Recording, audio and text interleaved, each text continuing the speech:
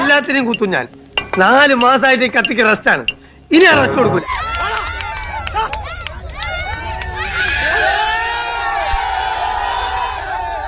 രണ്ടിനും അറിയണമല്ലോ അല്ലേ? പിന്നെ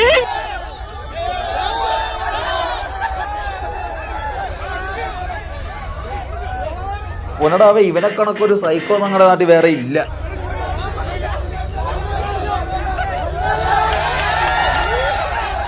നമുക്ക് സംസാരിച്ച് തീർക്കാം.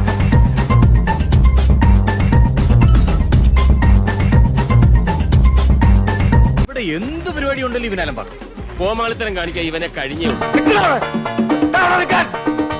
ഇതാണ് ഇവനൊക്കെ ചെയ്യുന്നത്. എടാ, നിനക്ക് തലയ്ക്ക് വെളിവില്ലേ?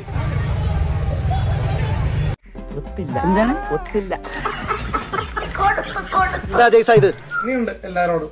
കാരണം ഇന്ന് അവിടെ നടന്ന ഷോ ഓഫ് എന്തായാലും എന്നോട് പലരും എന്നോട് വിളിച്ചു പറഞ്ഞു.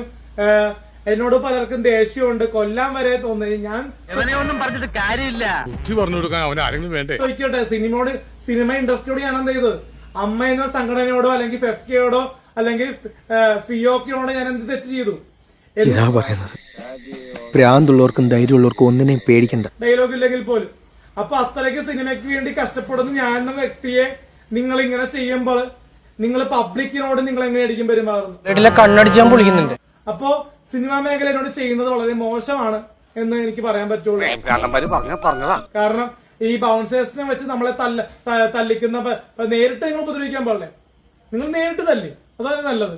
ബൗൺസർമാരെ വെച്ച് തല്ലേണ്ട ആവശ്യമുണ്ട്. വഴി കൂടെ നടക്കാൻ മേലുണ്ടായല്ലോ. കുടിക്കുക, തല്ലും പിടി ഉണ്ടാക്കുക. ഇതിനോട് ദേഷ്യമുണ്ട് എന്നൊക്കെ പറഞ്ഞു.